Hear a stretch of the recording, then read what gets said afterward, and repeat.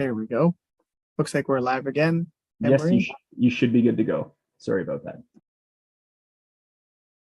Okay, so we have identified two properties that are ready for sale.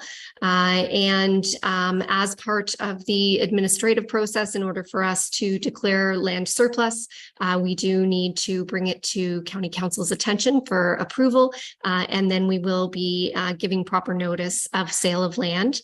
So we're hoping that the sale will proceed in September. And any proceeds would be then put into our affordable housing fund. And I'm happy to answer any questions. Just a quick one from myself, Emery. I know at the last Community Services Committee, we are having some discussions around our homeless initiatives and such. And I think these are the two properties you had mentioned during that meeting as well, right? Yeah. That is correct. And there'll be another one that's available in later in the winter. So that is correct. Always good when my brain's working as well as I thought it was. Any other questions for Emery on this one? Scott, and then Barbara. Thanks, Mr. Chair, and through you to Anne-Marie. When the realtor gives us an appraised value of the property, do we then accept offers within a certain margin of that appraised value, or are we looking at what the value, like if we list it, I'll throw out a number, $500,000. Do you have the wiggle room to accept an offer a little bit below that, or how does that process work? We use the realtor for the entire process. So it is the realtor that's doing that negotiation. And of course, we've been lucky so far. Any of the units that we have sold have been above what we have asked. So yes, I mean, I think in our policy, it does say that staff has the ability to negotiate the price. And then, of course, we bring that back to council to let them know what it has been sold for in a report. Thank you for that. Barb, you had a comment as well? Thank you. Thank you, Mr. Chair. And through you, I understand the decision to divest of the older properties, the ones that are, the least efficient.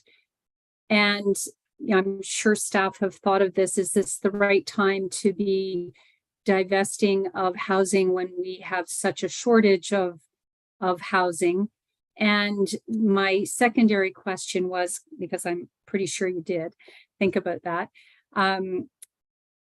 with it being with an entrance into a county property, has any consideration been given to retaining the property, but partnering with or RFPing it with a developer who might be interested in developing it into a multiplex or more units with an affordable slant where we would retain ownership, or we provide the land lease, that type of scenario? Thank you, Chair. Sure. Right now, hoping to do is add more funds to our affordable housing fund, because if we can sell a few units and then develop more, then that was the whole purpose behind that, is getting that startup funds. So the startup funds are really important, and the funds up front are very important when we're developing, because that's what allows us to make rents affordable enough so that it works. So these funds, if we sell a few of them, then we can use those funds to help support a lot more people. And I mean, in this case, we're also looking at using the funds for to help with some of our transitional housing, homelessness housing. So housing that's very much needed right now, and sort of on that emergency side, right? So that's where these funds will probably end up going. As for other opportunities, we've only just recently had a few come available. We've only sold 4. So this is sort of something that we have thought of. And certainly, I think when we are at a point where we've been able to use the funds for all list of items that we have that we want to do, then certainly if an opportunity came up, that would be great. But according to our housing plan, we do have a number of projects in which we can put those funds that are ready to go. So I think that that's probably best suited to use these funds right now. But certainly that is something we did talk about, especially if it was a unit in which we don't have a shared driveway. These both have shared driveways, but we do have some without that. So that entire unit could be easily sold to another entity for redevelopment. Thank you so much. A follow up to that, Barb. It's a good point though, and a good question to ask, because while the market might mean we see a financial gain from the sale of these, it's important to make sure all the ideas are considered before we go ahead with that, because once the land is gone, it is no longer ours and probably harder to get back than to keep it. Any other questions for Anne-Marie? Seeing none, I will call the question. All those in favor? That is carried.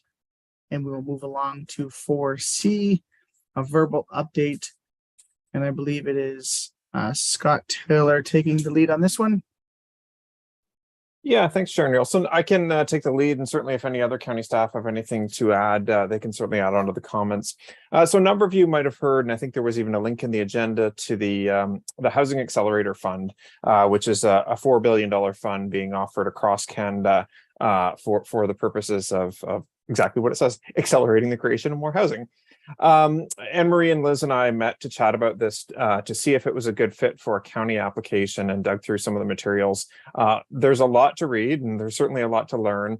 After going through it, we also had the ability to chat with a local representative of CMHC and to help understand it better. And long story short, county staff found that it wouldn't be a good fit for the county. And in speaking with the CMHC rep, they were fairly candid that it's more meant for levels of government across Ontario and Canada as a whole that are issuing building permits and zoning bylaws and stuff. So it might be more of a fit for our member municipalities. But in looking through the criteria, it is fairly onerous. There's the need to either have completed or as part of this completing a housing needs assessment, which very few of our municipalities have on their radar. Certainly something that we could potentially assist with, but it's also more geared towards those municipalities that are growing at sort of a moderate to high growth. So I think for some of our member municipalities, it might not be a fit, and for those that are growing a little bit more quickly, even still, it might be a bit of a stretch. So we have shared this with municipal staff, and Liz highlighted at the community of practice meeting last week. We wanted to highlight it here in case there was questions from council or interest around the local table around whether or not there's anything county staff could do to assist a local application. And certainly if there was a municipality that was looking at it further, we can put you in touch with our local CMHC rep, who was very, very helpful and offered to chat directly with any of the municipalities in Grey about what it would take to put in an application. The application deadline is mid-August, so it's approaching very, very quickly. So I would just suggest that if there are municipalities that are interested, it might be a conversation to have here fairly soon. So it's very high-level comments. Certainly, if there's anything further from any other county staff, love to hear it. Or if there's any questions, we'd be happy to try to answer them. Thanks for that quick update, Scott. Any other comments from staff first? I don't see anybody raising their hands. So is there any questions from members of the committee? Not seeing any there either.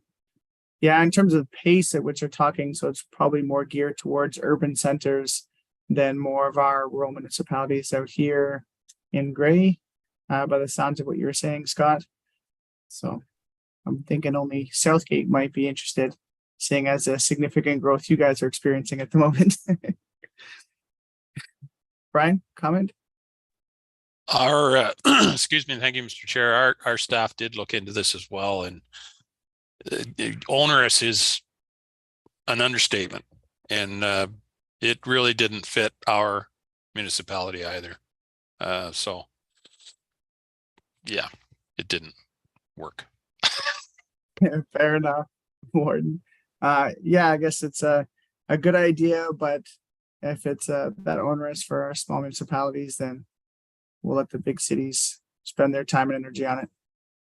Seeing no other comments or questions, that will conclude today's things. We have item number 5, correspondence. There's no correspondence. Number 6 is other business. Does anybody have any questions or comments for future meetings? Nope. Moving along, next meeting date is scheduled for September 19th, 2023 at 2:00. That would be it. Looking for one last motion. Barbara and Andrea will move and second that. Motion to adjourn is accepted. Of all those in favor, I should say. I'm sure we're all in favor. Perfect. Have a fantastic afternoon, everybody. Thank you very much for your time. And we will see you most likely on Thursday. Take care, all. Question? Thank you. Oh, quick question, Is- Barb, yes? Is the next committee meeting, are we going to be doing most of them virtual, or was this an exception? Through you, Mr. Chair, today's was an exception due to a water shutoff at the county administrative building. So we are actually closed for the day at the administrative building. So the next meeting scheduled and those throughout the year are slated for the Bay Room at the county admin building. Thank you, Sarah. Thank you for that, Sarah. Thanks. Have a great day, everybody. We'll see you soon. Ciao.